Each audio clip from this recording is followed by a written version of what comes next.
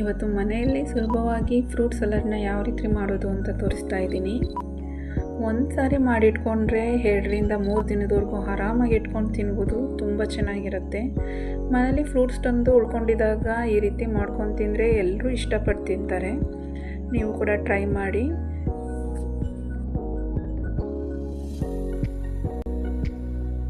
ನಾನಿಲ್ಲಿ ಫ್ರೂಟ್ ಸಲಾಡ್ನ ಮಾಡೋದಕ್ಕೆ 1 ಲೀಟರ್ ಹಾಲನ್ನ ತೊಗೊಂಡಿದ್ದೀನಿ. ಇದಕ್ಕಿಂತ ಕಡಿಮೆ ಕೂಡ ತೊಗೊಬೋದು. ನಾನು 1 ಲೀಟರ್ ತೊಗೊಂಡಿದ್ದೀನಿ. ಇದನ್ನು ಕಾಯೋದಕ್ಕಿಟ್ಟು ಇನ್ನೊಂದು ಕಡೆ 3 ಸ್ಪೂನ್ ಕಸ್ಟರ್ಡ್ ಪೌಡರ್ನ ಒಂದು ಬೌಲಿಗೆ ಹಾಕ್ಕೊಂಡು ತಣ್ಣಗಿರೋ ಹಾಲಲ್ಲಿ ಮಿಕ್ಸ್ ಮಾಡ್ಕೊಬೇಕು. ನಾನು ಇದನ್ನು ಮಿಕ್ಸ್ ಮಾಡ್ಕೊಳ್ಳೋದಕ್ಕೆ ಅಂತಲೇ ತಣ್ಣಗಿರೋ ಹಾಲನ್ನ ಸೈಡ್ಗೆ ಎತ್ತಿಟ್ಕೊಂಡಿದ್ದೆ. ಅದನ್ನು ಹಾಕಿ ಈಗ ಮಿಕ್ಸ್ ಮಾಡ್ಕೊತಾ ಇದ್ದೀನಿ.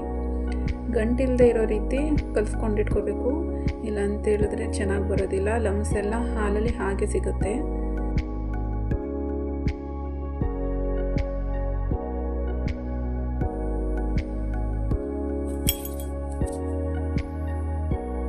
ನೋಡಿ, ಈ ರೀತಿ ಕ್ಲಿಯರಾಗಿ ಕಾಣಿಸ್ಬೇಕು ನಮಗೆ. ಅದನ್ನು ರೆಡಿ ಮಾಡ್ಕೊಂಡು ಒಂದು ಸೈಡ್ಗೆ ನಾನು ಇಟ್ಕೊಂಡಿದ್ದೀನಿ. ಈಗ ಹಾಲು ಕೂಡ ಕಾಯ್ತಾ ಇದೆ. ಹಾಲು ಉಪ್ಪಂದು ಚೆನ್ನಾಗಿ ಒಂದು 5 ಮಿನಿಟ್ಸ್ ಚೆನ್ನಾಗಿ ಬಾಯ್ಲ್ ಆಗಬೇಕು. ಅದು ಸ್ಮೆಲ್ ಗೊತ್ತಾಗುತ್ತೆ, ಗಮ್ ಅನ್ನತ್ತೆ. ಅಲ್ಲಿವರೆಗೂ ಅದನ್ನು ಕಾಯಿಸ್ಕೊಂಡು ಜೊತೆಗೆ ಸಕ್ಕರೆ ನಮಗೆ ರುಚಿಗೆ ಎಷ್ಟು ಬೇಕೋ ಅಷ್ಟು ಸಕ್ಕರೆನ ಮಿಕ್ಸ್ ಮಾಡಿಕೊಂಡು ಕಾಯಿಸ್ಕೋಬೇಕು. ಸಕ್ಕರೆ ಕರ್ಗಾದ ಮೇಲೆ ಕೂಡ 5 ನಿಮಿಷ ಚೆನ್ನಾಗಿ ಕಾಯಿಸ್ಕೋಬೇಕಾಗುತ್ತೆ. ಆಗಲೇ ಟೇಸ್ಟ್ ಚೆನ್ನಾಗಿ ಬರೋದು. ಈಗ 5 ಮಿನಿಟ್ಸ್ ಚೆನ್ನಾಗಿ ಬಾಯ್ಲ್ ಆಗಿದೆ. ಈಗ ನಾವು ಆಗಲೇ ರೆಡಿ ಮಾಡಿ ಇಟ್ಕೊಂಡಿದ್ದಂಥ ಕಸ್ಟರ್ಡ್ ಮಿಕ್ಸ್ನ ನಿಧಾನಕ್ಕೆ ಹಾಕ್ಕೊಂಡು ಜೊತೆಗೇನೆ ಇನ್ನೊಂದು ಎಂಡಲ್ಲಿ ಮಿಕ್ಸ್ ಮಾಡಬೇಕು ಹಾಲನ್ನ. ಇಲ್ಲಾಂದರೆ ಗಂಟಾಗೋ ಚಾನ್ಸಸ್ ಇರುತ್ತೆ. ನಾವು ಕೈ ಬಿಡ್ದಾಗೆ ಮಿಕ್ಸ್ ಮಾಡ್ಕೊತಾ ಇರಬೇಕು. ಒಂದು ಸಲ ನಾವು ಕಸ್ಟರ್ಡ್ ಪೇಸ್ಟ್ನ ಹಾಕಿದ್ಮೇಲೆ ನಾವು ಸ್ಟಾಪ್ ಮಾಡೋವರೆಗೂ ಅದನ್ನು ಕಲಿಸ್ತಾನೆ ಇರಬೇಕು. ಇಲ್ಲಾಂದರೆ ಗಂಟಾಗ್ಬಿಡುತ್ತೆ ಅದು.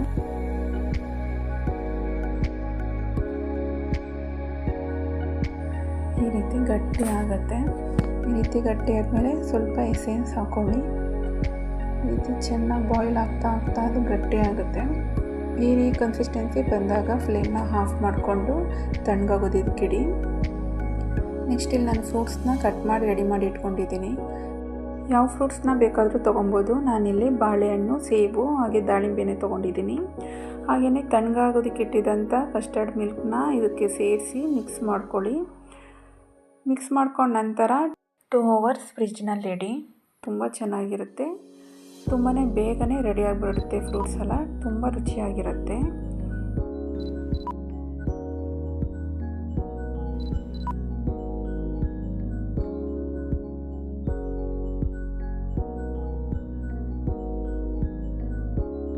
ನಾನೀಗ ಇದನ್ನು 2 hours ಫ್ರಿಜ್ನಲ್ಲಿಟ್ಟು ಸರ್ವ್ ಮಾಡ್ತಾಯಿದ್ದೀನಿ. ಅಥವಾ ಹಾಗೆ ಆದರೂ ತಿನ್ಬೋದು. ಎರಡು ಕೂಡ ತುಂಬಾ ರುಚಿಯಾಗಿರುತ್ತೆ. Thank you for watching.